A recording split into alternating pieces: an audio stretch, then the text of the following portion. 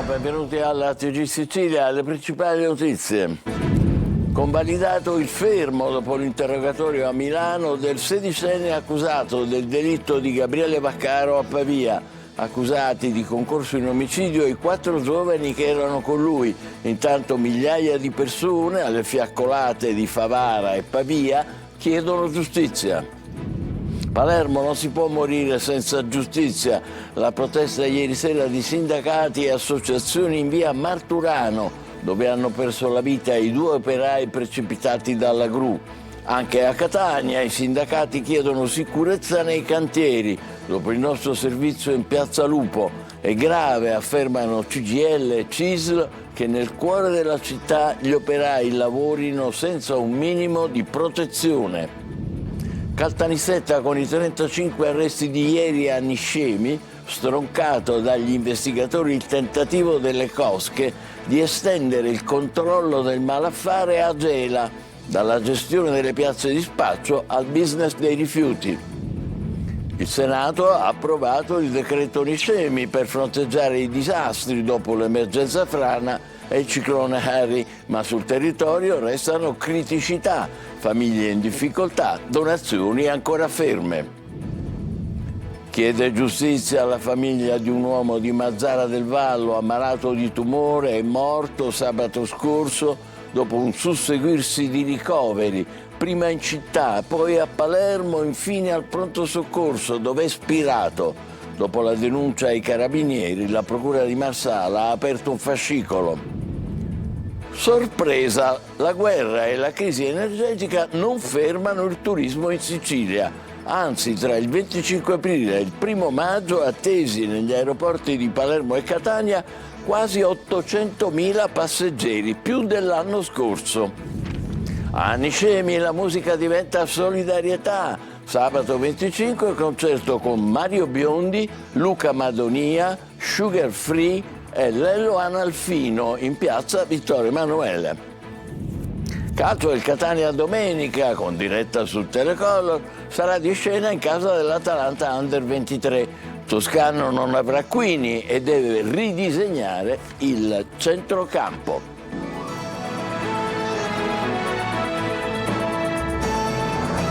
Bentrovati, dunque Pavia ha convalidato il fermo dopo l'interrogatorio a Milano del sedicenne accusato dell'omicidio di Gabriele Vaccaro. Si aggravano intanto le posizioni dei 4 giovani che erano con lui, che ora sono accusati di concorso in omicidio.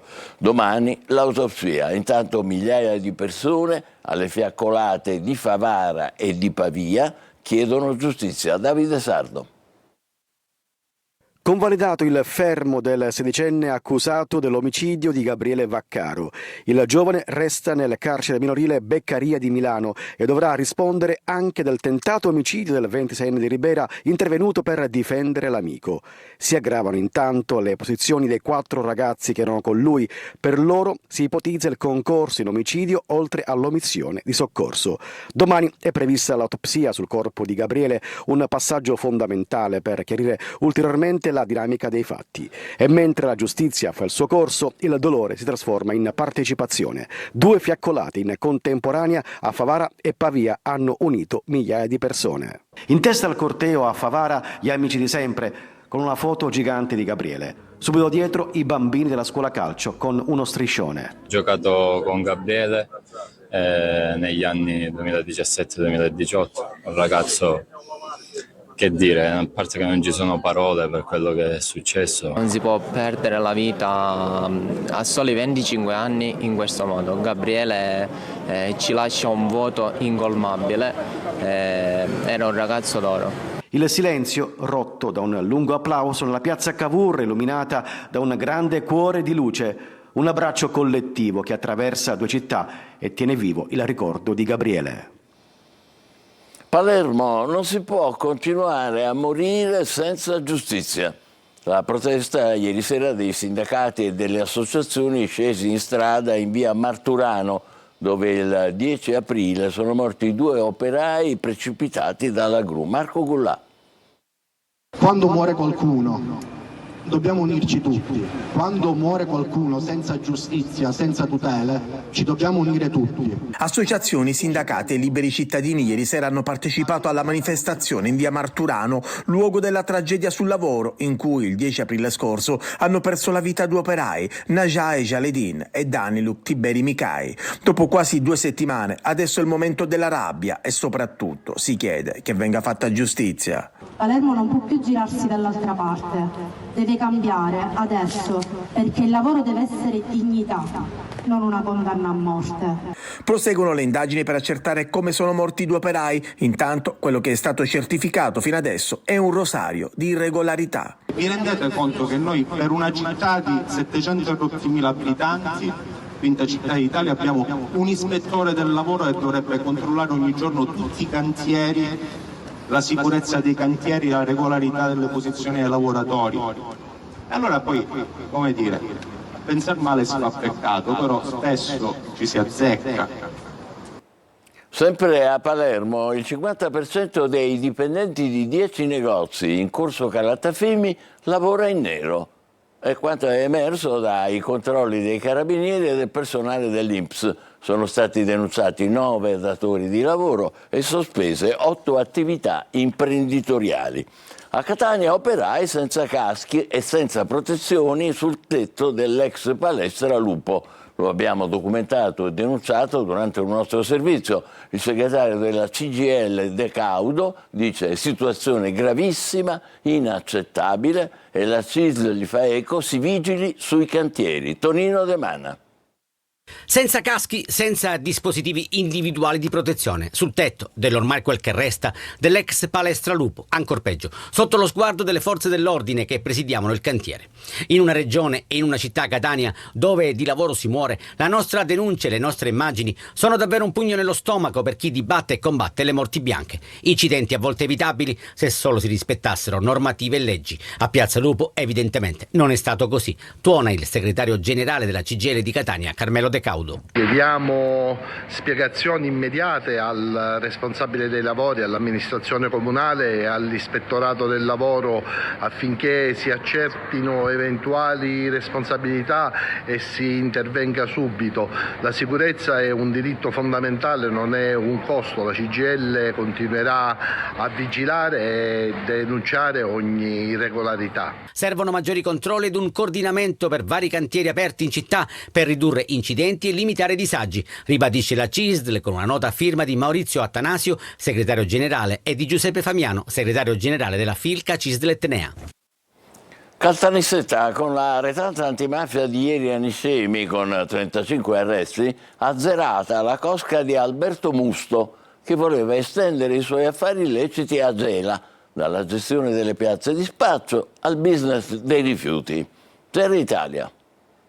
Un disegno preciso, fatto di alleanze, mediazioni e nuovi affari, è quello che emerge dall'inchiesta dei carabinieri coordinati dalla Direzione Distrettuale Antimafia di Caltanissetta, che ha acceso i riflettori sul progetto di espansione del clan niscemese verso Gela. Al centro la figura del boss Alberto Musto, già condannato e ritenuto dagli investigatori punto di riferimento sul territorio, non solo per il controllo delle attività illecite, ma anche per la capacità di inserirsi e dialogare con altri contesti mafiosi. Un ruolo riconosciuto anche all'esterno. È malato di malavita, diceva in un'intercettazione un esponente vicino alla famiglia gelese degli Emanuello. Secondo gli inquirenti, Musto avrebbe avuto un ruolo anche nella gestione delle tensioni legate allo spaccio di droga proprio a Gela. In questo contesto si inserisce la figura di Giuseppe Sammartino, ritenuto attivo nelle piazze locali e finito in contrasto con un altro soggetto della zona. Sarebbe stato proprio Sammartino a rivolgersi a Musto per ottenere un intervento, un passaggio che secondo gli investigatori serviva a far pesare la copertura del gruppo niscemese e rafforzarne la presenza in città. Ma è soprattutto sul fronte economico che il progetto prende forma. Il settore dei rifiuti diventa strategico, oli esausti, plastica, vetro, un business in espansione, e il passo successivo era chiaro: replicare il modello a Gela, cercando autorizzazioni, contatti e coperture. Un piano che però, almeno secondo gli investigatori, non avrebbe raggiunto una presenza capillare in città. Nonostante i tentativi e i contatti avviati, l'espansione si sarebbe a un certo punto fermata prima di consolidarsi. Resta però il quadro di un'organizzazione pronta a muoversi su più fronti,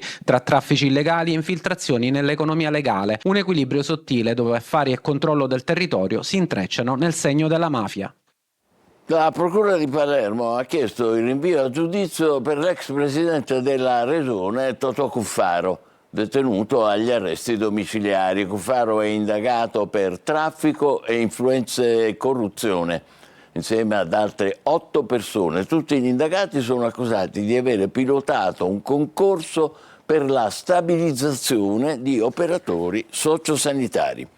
Il Senato ha approvato il decreto Niscemi per fronteggiare l'emergenza frana e il ciclone Harry, ma sul territorio, soprattutto a Niscemi, restano criticità, famiglie in difficoltà, donazioni ancora ferme. Gerry Italia. Il decreto Niscemi è diventato legge. Il Senato ha dato il via libera definitivo al provvedimento che introduce misure urgenti per affrontare le conseguenze della frana e del maltempo che ha colpito Sicilia, Sardegna e Calabria. Dopo l'approvazione alla Camera, il testo è passato per alzata di mano. Tra le misure principali, la sospensione dal 18 gennaio al 30 aprile di alcuni versamenti tributari e contributivi per cittadini e imprese con immobili danneggiati nei comuni interessati. Prevista anche la proroga di 3 mesi per la cosiddetta rottamazione quinquies e lo stop temporaneo ai pagamenti dei canoni di leasing, sia per immobili inagibili sia per beni strumentali alle attività produttive. Interventi pensati per dare respiro immediato, ma a Niscemi, una delle realtà più colpite, il quadro appare più complesso. Per molti cittadini e le prese con case danneggiate e valore immobiliare crollato, gli sgravi fiscali non bastano senza risarcimenti diretti. Molto probabilmente dovremo attuare una class action proprio per tutelare anni di nostri sacrifici buttati letteralmente nell'immondizia ambientale. E mentre si attendono gli effetti concreti del decreto, emerge un altro nodo. Secondo il Comitato Evento Franoso, diverse associazioni, onlus e soggetti privati avrebbero raccolto donazioni destinate ai cittadini colpiti, fondi che però nella maggior parte dei casi non sarebbero ancora stati distribuiti né trasferiti al comune. Solo poche eccezioni avrebbero già provveduto, un ritardo che alimenta tensioni e richieste di trasparenza. Già il comune di Niscemi sta provvedendo a dividere in maniera proporzionale le somme che sono andate al comune.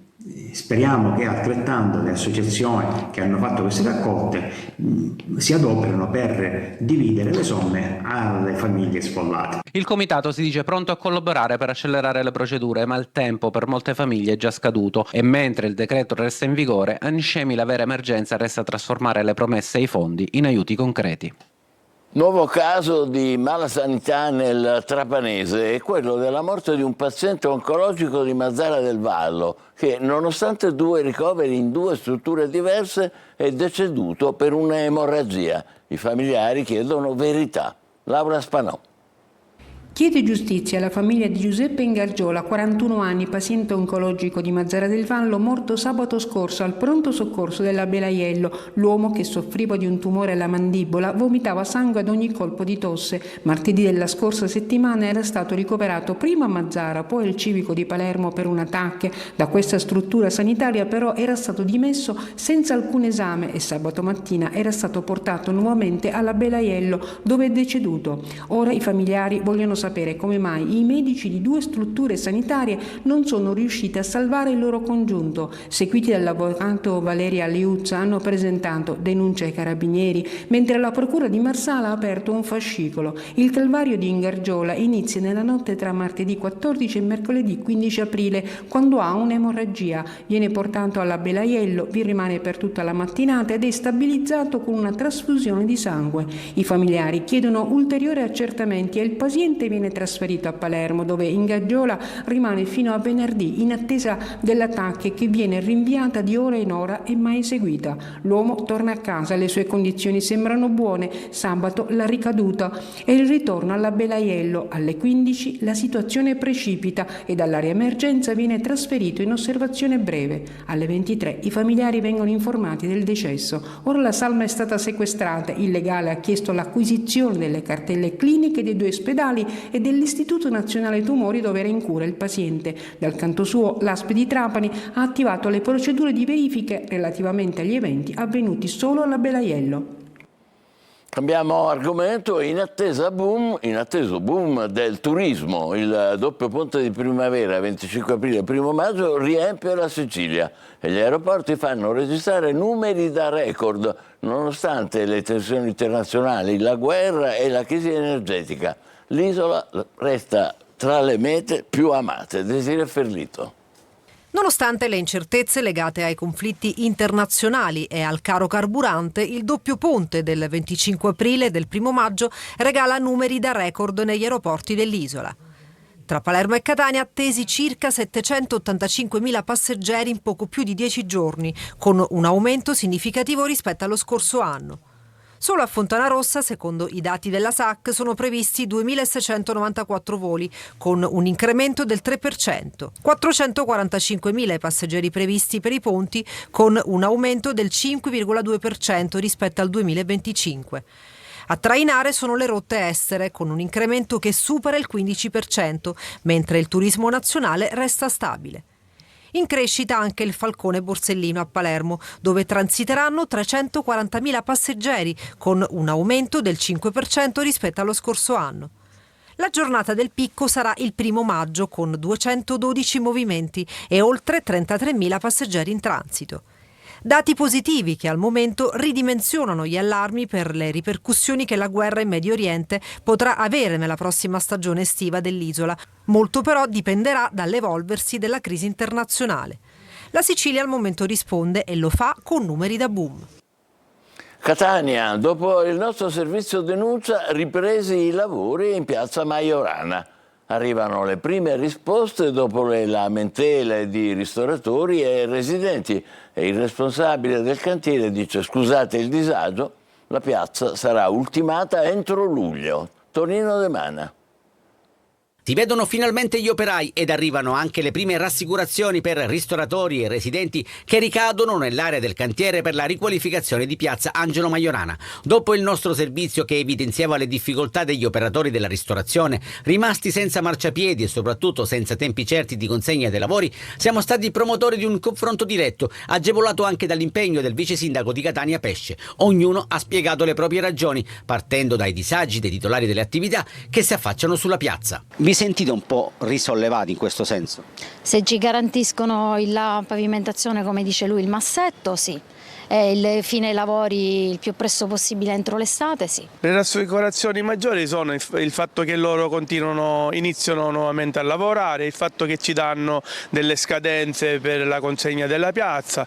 Ed arrivano le prime risposte. Lunedì cominceremo a sistemare quello che era il marciapiede. Realizzeremo una prima parte che è praticamente il massetto sul quale sarà posato la pavimentazione finale e per ridurre il disagio. Tempi di consegna della piazza?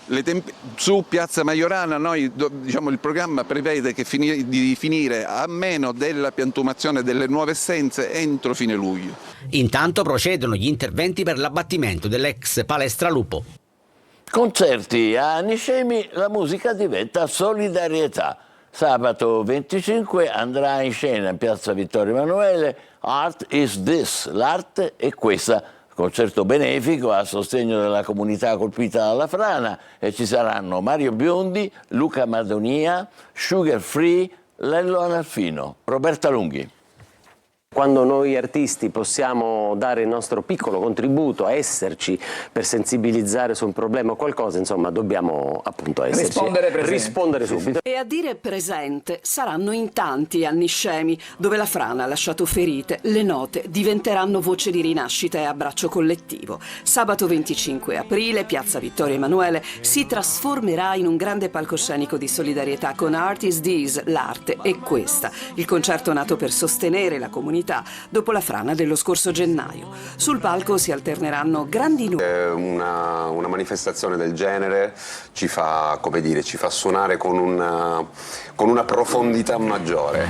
Perché avevo bisogno di te, perché avevo bisogno di noi, perché avevo quel sogno da vivere una volta ancora. Durante la serata condotta da Desire Ferlito e Ruggero Sardo, il pubblico potrà partecipare a una raccolta solidale con donazioni libere destinate a un fondo ufficiale del comune per sostenere concretamente Niscemi. Appuntamento il 25 aprile in piazza Vittorio Emanuele. Tra poco il calcio con il Catania, domenica in casa dell'Atalanta Under 23, per sigillare il secondo posto e poi l'editoriale. State con noi, grazie.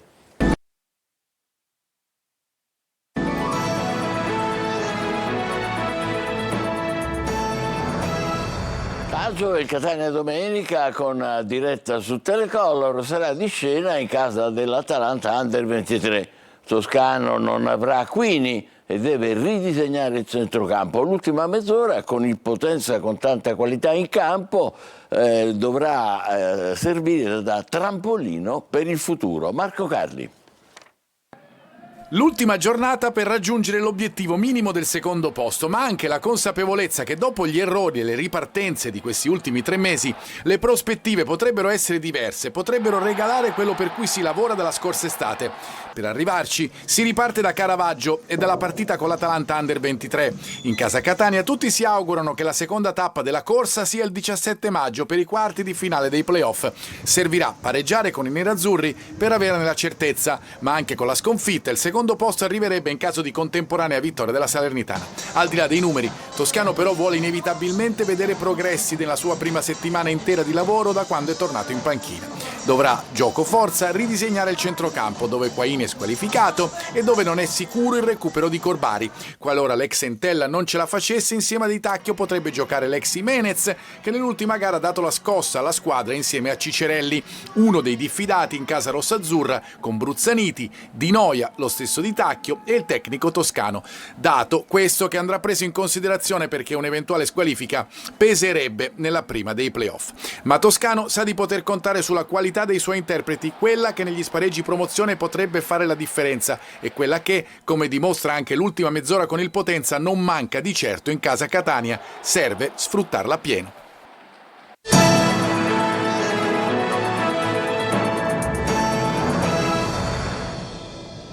Come avete visto nei servizi di Tonino De Mana, i sindacati CGIL e CISL, dopo la sciagura di Palermo, hanno lanciato l'allarme sulla sicurezza nel lavoro anche a Catania. Questo dopo che il nostro collega ha mostrato in Piazza Lupo gli operai in attività su un terrazzo in fase di abbattimento senza ringhiera e senza nessun tipo di protezione, a corpo libero.